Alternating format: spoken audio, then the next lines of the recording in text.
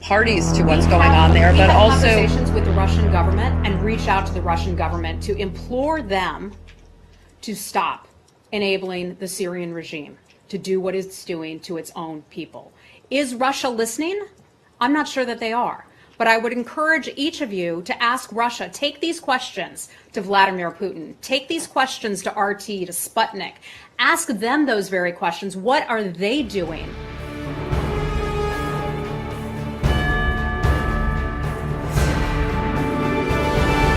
I'd like you to turn your attention to that matter where Russia continues to perpetuate a conflict that has now claimed more than 10,000 lives.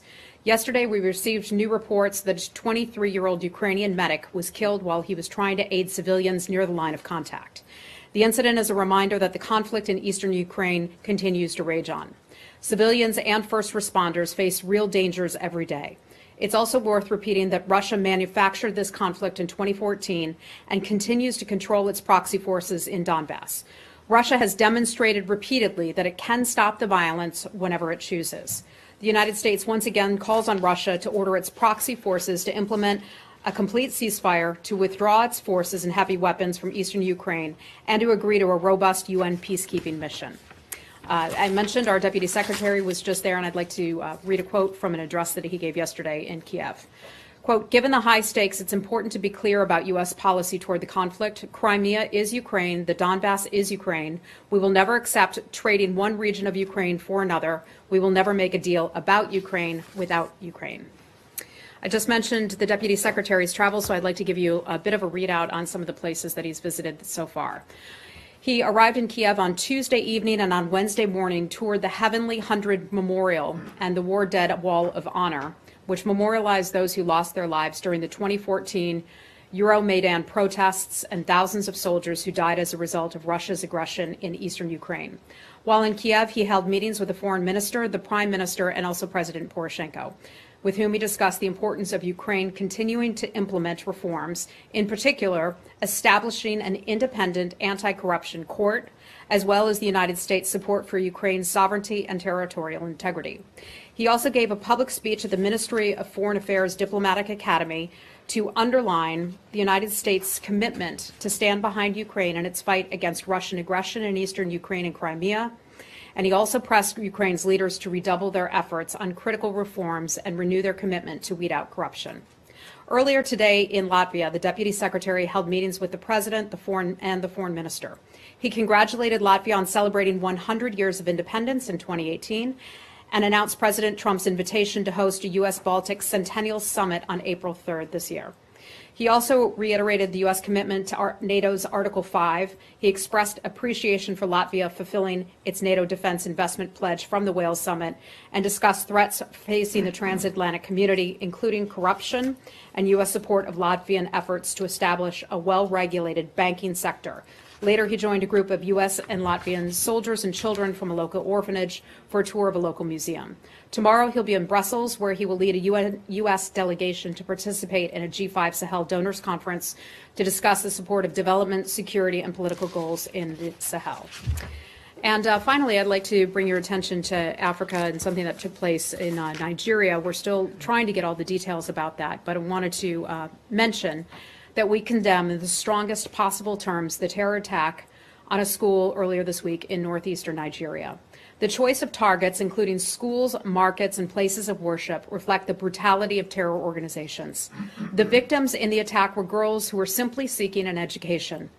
We want to extend our condolences to the students and to their families affected by these terrorist attacks and are concerned that some of the students are still not accounted for.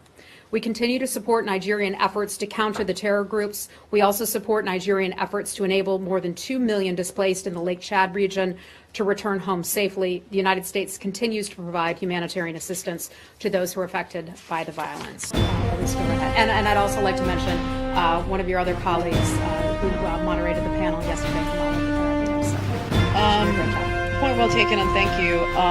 I'm just wondering specifically what Secretary Tillerson is doing to try and negotiate some kind of, you talked about the failure of the Astana process, but it's obvious that the kind of Geneva process has lost its way as well. What Geneva process hasn't lost its way, and here's Well- why. There are so many countries who have signed on to the Geneva process. But the Geneva process is something like in terms of working towards a political transition, specifically in terms of trying to negotiate some kind of ceasefire or some kind of new de-escalation zone. Specifically, what is the Secretary doing to try and alleviate the situation? Well, first I can tell you we have regular meetings in Jordan and with the Jordanians as we review our ceasefire zone in southwestern Syria.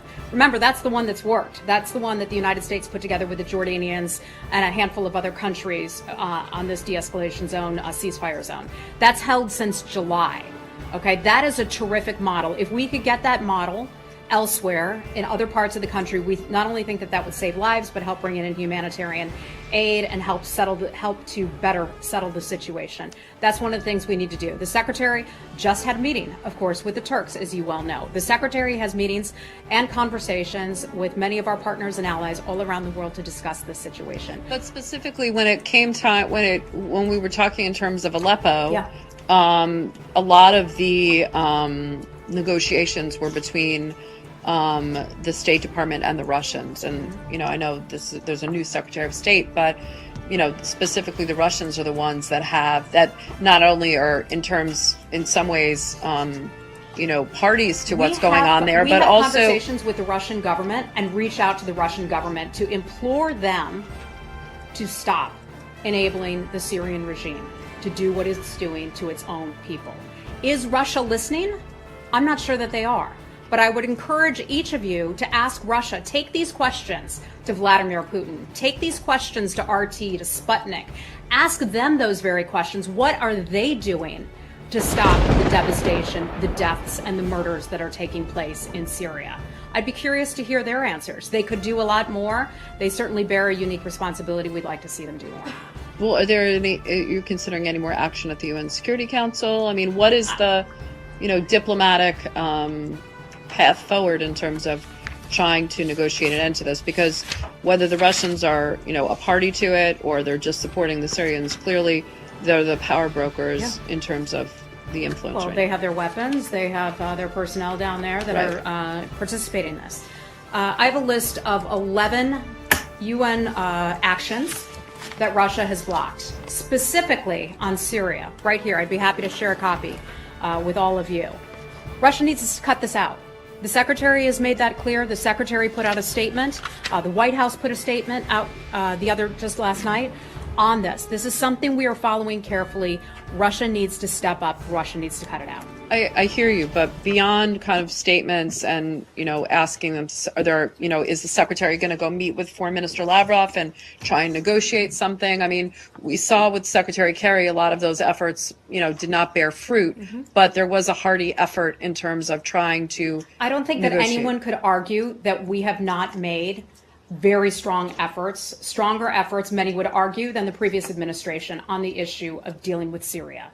And that is, we've talked about that many times before. So the Secretary is fully committed to this. This is something that he is highly focused on, and the conversations and the diplomatic discussions will not stop. But I'm not going to be able to read out every single diplomatic discussion or conversation that takes place on this. Could you can you at least, characterize what his discussions with Foreign Minister Lavrov in the last week have been on this issue? Elise, I'm not going to pin the Secretary down to reading out all of the diplomatic conversations. Well, is he talking to the Russian Foreign Minister about it? We are having lots of conversations with many other countries. We are calling out Russia for its responsibility that it has. I would encourage you to also ask these very same questions of the Russian government. What is it doing to try to prevent the deaths of civilians in Syria? The Secretary is committed to this, and I'm just going to leave it at that. Well, if you could take the question, because specifically, I'm sorry, what is the question? The question is specifically, what are the discussions with the Russians right now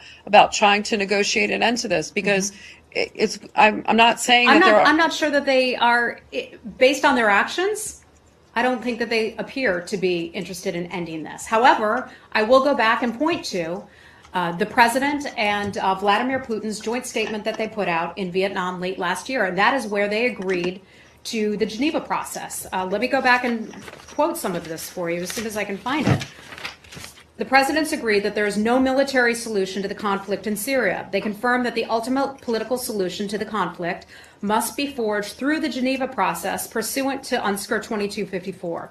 They also took note of President Assad's recent commitment to the Geneva process and constitutional reform and elections as called for under UNSCR 2254. Okay, those are commitments that the Russians made. They've not lived up to those commitments. Okay, the question, if you could take it, is beyond, having conversations with partners and allies, specifically what is being done today. Elisa, I'm not going to have an answer for you on that because the Secretary continues to have conversations.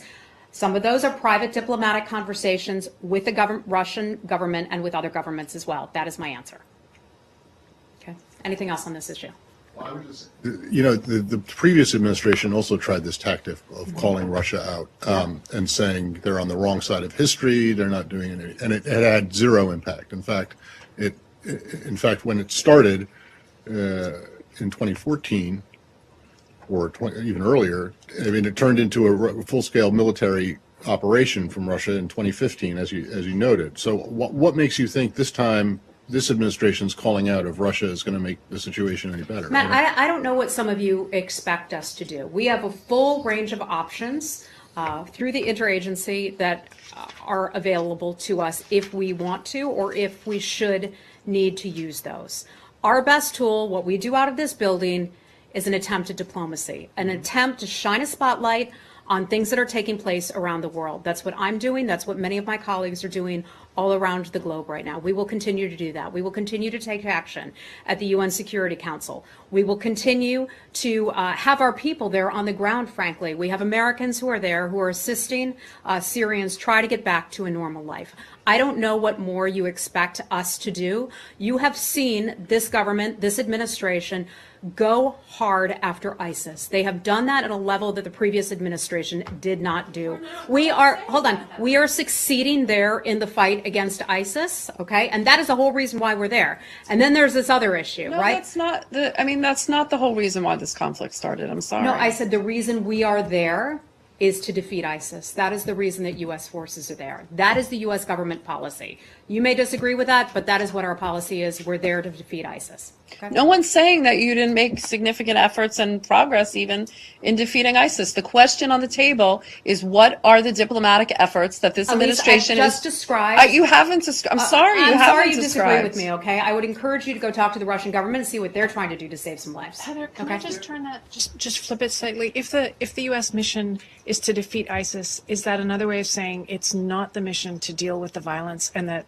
this is Russia's responsibility? No, which you've Russia stressed? has a unique responsibility. But Russia does the has US a unique have- responsibility when Russia has air assets Right. in the air. Does the US when see it as Russia part of is its mission? bolstering the government of Bashar al-Assad, they have a responsibility. We are not providing weapons and material to the government of Bashar al-Assad. We are not aiding in the killing of innocent civilians as Bashar al-Assad is doing. Does the our US forces are think it there has a in the east, and responsibility our to help forces ease are the fighting violence? ISIS.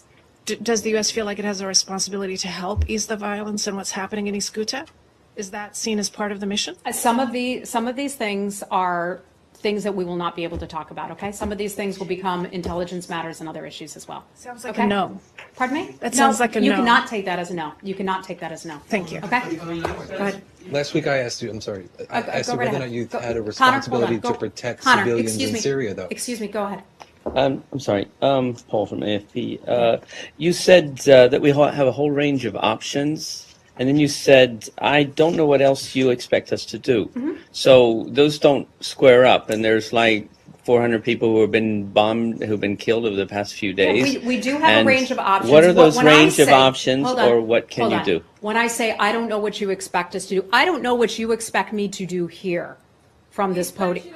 Stop. Diplomatic efforts are. Elise, and some of these are private diplomatic conversations, okay? I'm not, enough of this already, because I already said UN Security Council resolutions, I've detailed those. I've detailed some of the conversations we've had with other governments. I've detailed our statements that we have provided, not just here at the State Department, but also the White House as well. So we are fully engaged. We have, as you know, a very large government with a lot of various departments, and we have a full range of options before us and ahead of us that we can use. It is not my position, not my role to be able to say what we will do. Some of those can be defined by other agencies that I can't speak to. Okay, can I follow that up?